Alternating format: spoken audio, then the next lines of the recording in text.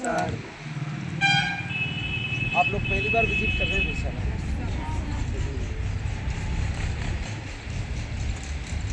वेधशाला का मतलब होता है कि जो हमारे ग्रह नक्षत्र होते हैं उनको वेदना मतलब उनके बारे में जानकारी प्राप्त है ना। हिंदी आप सब लोग समझते हैं ना। मतलब हमारे जो ग्रह नक्षत्र हैं, आकाश में जो भी घटनाएं घटित होती है ना, उनकी जानकारी एकत्रित है। ये वेधशाला के अंतर्गत है। ये जितने भी आप इंस्ट्रूमेंट देख रहे हैं, ये इंस्ट्रूमेंट 300 साल पुराने बने हैं, है ना। जब हमारा आधुनिक विज्ञान जो है वो अभी जिस विज्ञान को हम पढ़ रहे हैं उससे पहले की बात है। 300 वर्ष पुराने हैं, जो ग्रह नक्षत्र की स्थिति बताते हैं, सूर्य की गति बताते हैं और हमारा स्थानीय समय बताते हैं। ये इंस्ट्रूमेंट यहाँ पर 4 से 5 इंस्ट्रूमेंट लगे हैं जो खगोल शास्त्र से संबंधित सारी जानकारियाँ हमको प्रदान करेंगे। जो जयपुर के महाराजा हुए सवाई जय सिंह द्वितीय, उन्होंने भारत में 5 जगह वेधशालाओं का निर्माण किया। सभी जगह की अपनी अपनी खगोलीय जो स्थिति है उनके अनुसार वहाँ पर इंस्ट्रूमेंट बनाए। सबसे पहले 1719 में उज्जैन में उन्होंने वेधशाला का निर्माण किया। ये उस समय की बात है जब हमारे यहाँ मुगल शासन हुआ करता था। मोहम्मद शाह सम्राट थे, उस समय उन्होंने जयपुर के महाराजा को यहाँ का गवर्नर बना के भेजा था उज्जैन शहर। तब उन्होंने यहाँ पर, वो खुद भी गणितज्ञ भी थे, वो ज्योतिष शास्त्री भी थे और खगोल शास्त्री भी थे। उन्होंने अपनी समझ से यहाँ 8 वर्ष रहकर इन 5 यंत्रों का सर्वप्रथम निर्माण करवाया। उसके बाद फिर जयपुर में, दिल्ली में, बनारस में और मथुरा में, इस प्रकार 5 जगह पर वेधशालाएँ बनवाई।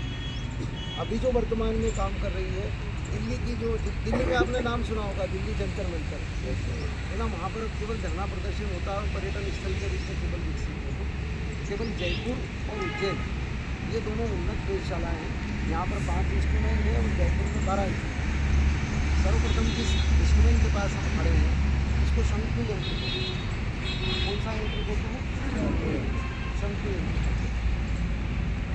यहाँ पर जो जानकारियाँ मिलती हैं यंत्रों से, वो सबसे पहले पता चलता है सूर्य की गति।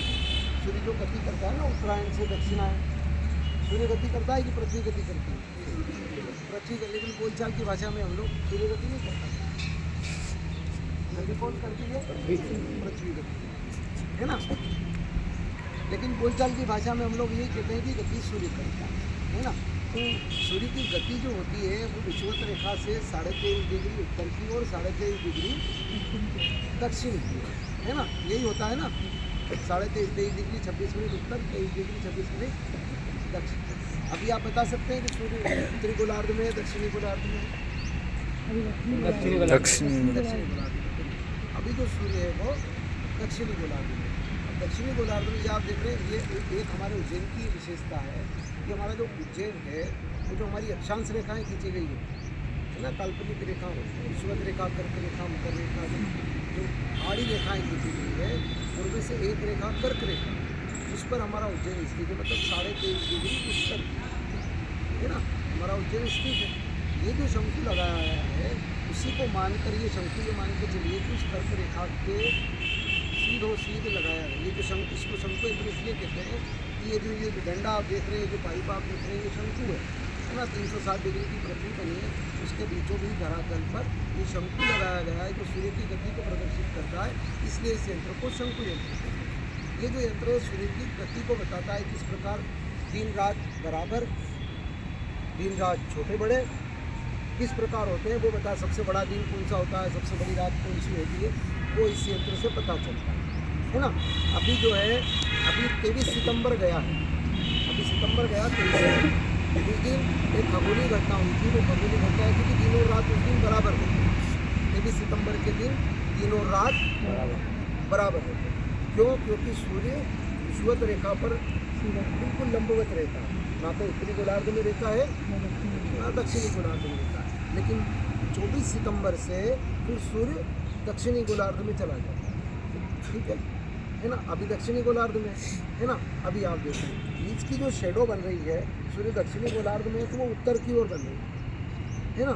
जब 23 सितंबर की स्थिति थी तब ये शेडो केवल यहीं तक थी। ये जो 7 रेखाएं खींची गई है ये 12 माह को और 12 राशियों को प्रदर्शित करती है। सूर्य 12 माह में 12 राशियों में गमन करता है, ये तो पता है ना। 12 राशियाँ कर्क से लगा के मकर तक, मकर से लगा कर कर्क तक 12 राशियों में गमन करता है। ये 12 राशियाँ हैं, ये 12 माह हैं, अपन ऐसा समझ लें। 23 सितंबर के दिन सूर्य जो है विषुवत रेखा पर रहता है। फिर अक्टूबर, नवंबर और अभी दिसंबर चल रहा है। ये देखिए जो 22 अक्टूबर की स्थिति होती है और 24 सितंबर से लगाकर 22-23 सितंबर तक जो सूर्य की ये आप देख रहे हैं शेडो, ये शेडो इससे आगे नहीं जाती है। पूरे दिन वहाँ से लेकर यहाँ तक इसी के अंदर अंदर चलती है ना, मतलब इसी राशि में रहता है। फिर नवंबर में चले तो यहाँ से अक्टूबर और नवंबर का बीच ये है, इससे आगे नहीं जाती। अभी चल रहा है दिसंबर, ठीक है, अभी दिसंबर चल रहा है। आज जो भी तारीख हुई है, आज शायद 8 या 9 तारीख है, 9 तारीख है। ये 22 तारीख तक यहाँ पे आ जाएगी। ये जो शेडो है ना, ये वहाँ से शुरू होती है पूर्व में, पश्चिम में इधर चली जाती है। फिर ये वर्ष का सबसे छोटा दिन होता है 22 दिसंबर, ठीक है। उस दिन से सूर्य क्या हो जाता है, फिर उत्तरी गोलार्ध में तो नहीं आता है, लेकिन उत्तरायण हो जाता है। उत्तरायण हो जाता है, लेकिन उत्तरी गोलार्ध में तो आएगा 22 मार्च को, लेकिन रहेगा तो दक्षिणी गोलार्ध में। जब विषुवत रेखा पर आएगा 22 मार्च के दिन, है ना, 21 मार्च के दिन, तब जो है वो उत्तरी गोलार्ध में आएगा, सूर्य हो जाएगा उत्तरायण। उस दिन से इसकी परछाई छोटी होती जाएगी, ठीक है। 22 दिसंबर तक परछाई बढ़ती है और 23 दिसंबर से परछाई छोटी होती जाती है ना। फिर आ गया अपना जनवरी, फरवरी, फिर आ गया मार्च। 21 मार्च के दिन सूर्य जो है फिर विषुवत रेखा पर आ जाता है, यानी फिर बीचों बीच आ जाता है ना। तब दिन और रात बराबर हो जाते हैं। फिर अप्रैल, मई, जून, फिर 22 जून। ये जो 22 दिसंबर की स्थिति है, वर्ष का सबसे छोटा दिन होता है और सबसे बड़ी रात होती है। और ये जो 22 जून है, जब सूर्य जब 22 दिसंबर को जाएगा तो शायद मकर पर जाएगा। कहाँ पर जाएगा? मकर। और जब 22 जून की स्थिति आएगी तब वो जो है सूर्य कहाँ पर आएगा?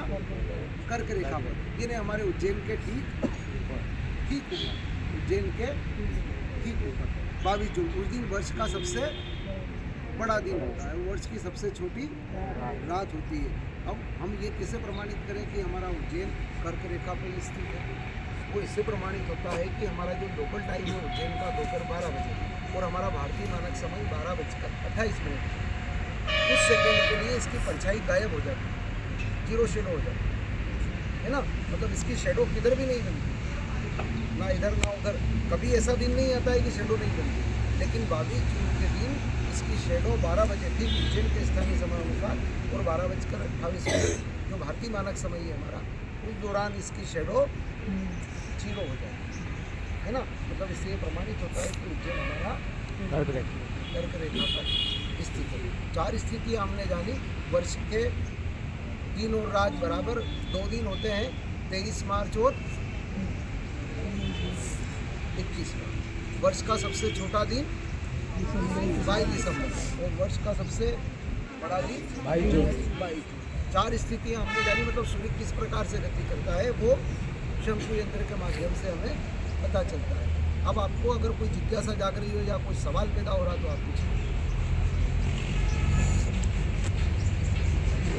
समझ में आया?